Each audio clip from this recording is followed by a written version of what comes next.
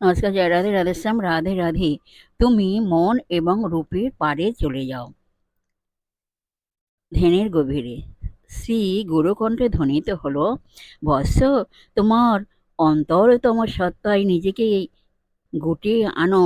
বাহ্য বিশেষ সকল বর্ষা ও তীরের মতো যা অন্তরকে ক্ষতবিক্ষত করে, তোমার অন্তরতম সত্তাকে তোমার যথার্থ বাসভূমি করো।